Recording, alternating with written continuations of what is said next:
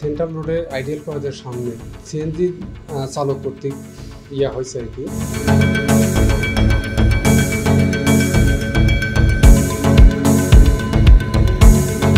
CC footage থেকে দেখতে পাই CNG number সংগ্রহ করি।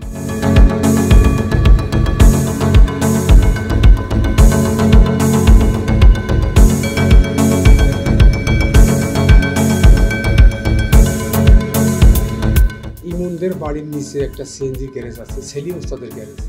এই গ্যারেজের সন্ধান পাই।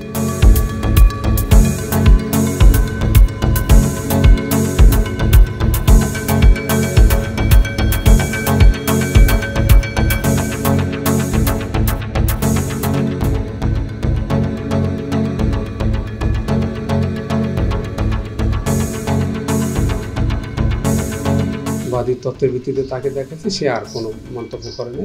প্রথমেই সে স্বীকার করছে যে হ্যাঁ, এরকম একটা ঘটনা সেন্ট্রাল রোডে আমার সাথে ঘটছে।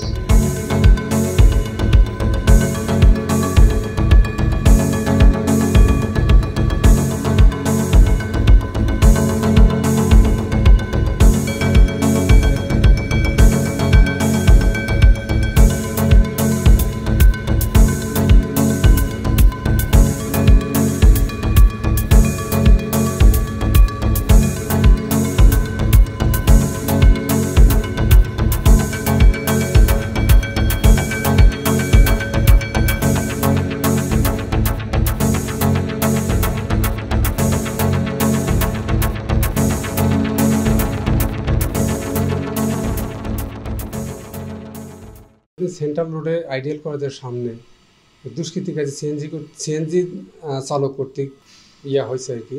ভিকটিম 13 তারিখে আসছেন উনি থানায় মামলা করতে, একটা অভিযোগ দিছে। সেই অভিযোগের পরিপ্রেক্ষিতে মামলা রুজু করিয়া ওসি সাহেব আমাকে এই মামলা তদন্তভার দিয়েছেন আর কি। সিসি ফুটেজ থেকে দেখতে পাই সিএনজি নাম্বার সংগ্রহ করি।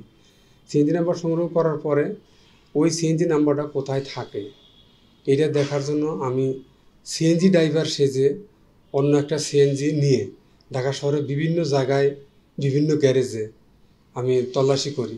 আমি তখন খিলগাঁও যাই একটা গ্যারেজে।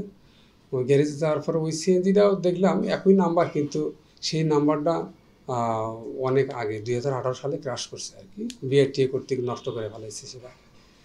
তো ওটা আর হলো না। পরে আবার গেলাম হাজারীবাগ, গোপন সংবাদের ভিত্তিতে এই নাম্বার সম্ভবত ওখানে থাকতে পারে। হাজারীবাগ গেলাম, যাই ওখানে গিয়ে দেখলাম যে নাম্বার ঠিক নাই, ওটা 2062। তো ওটা হলো না। ও না হলে ওখানে 4-5টা গ্যারেজ দেখলাম। দেখার পরে ওখান থেকে আবার ফেরত এলাম থানায় এসে ওসি স্যারকে বললাম। ওসি স্যার বললো যা দেখো আরও কী করা যায়। তখন এই সিএনজিরা যেদিন গ্রেপ্তার করি তার 4-5 দিন পূর্বে থেকে আমি যাত্রাবাড়ি এলাকায় সোর্স লাগাই এবং সেখানে আমি নিজে আর একটা সিএনজি ভাড়া করে নিছি। নেওয়ার পরে যেই গ্যারেজে যাই সেই গ্যারেজে যাওয়ার আগে ওখানে যাই আমি ওই নিজে ড্রাইভ করি, ড্রাইভারকে পিছনে বসে আমি চালাই গ্যারেজের ভিতরে যাই। গিয়ে ওখানে যে ম্যানেজারকে ডেকে নিয়ে এসে বা ম্যানেজারের কাছে যাই আমি কথা বলি। কথা বলার পরে এরকম করে 4-5টা গ্যারেজে চেক করার পরে আমি এই গ্যারেজের সন্ধান পাই, কিন্তু কোথাও প্রথমে পাওয়া যায় নাই।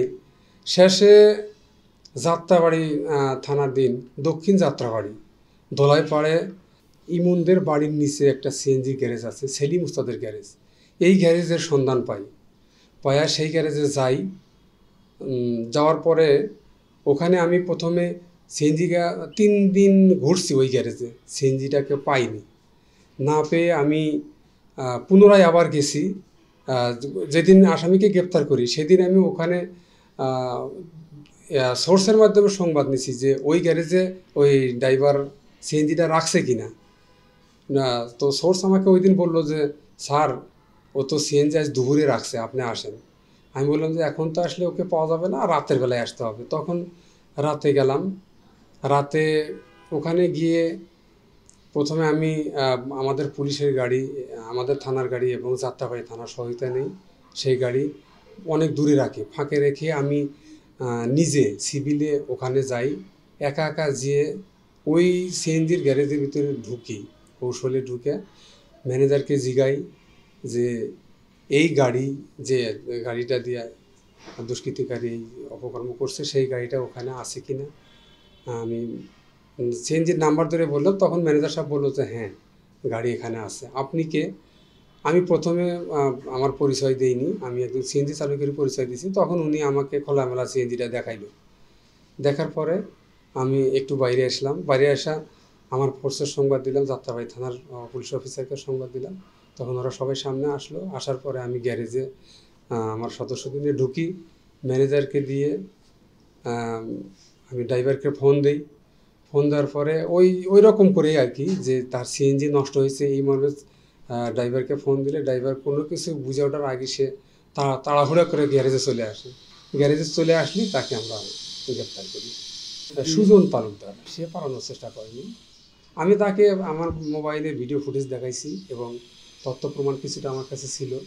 বাদী যেগুলো বলছে, বাদীর তথ্যের ভিত্তিতে তাকে দেখাচ্ছি, সে আর কোনো মন্তব্য করে নাই। প্রথমেই সে স্বীকার করছে যে হ্যাঁ এরকম একটা ঘটনা সেন্ট্রাল রোডে আমার সাথে করছে। বাঁচার চেষ্টা করলেও সে প্রথম তার কথার আঙ্গিকে বুঝতে পারছে সে সেন্ট্রাল রোড, কলাবাগান।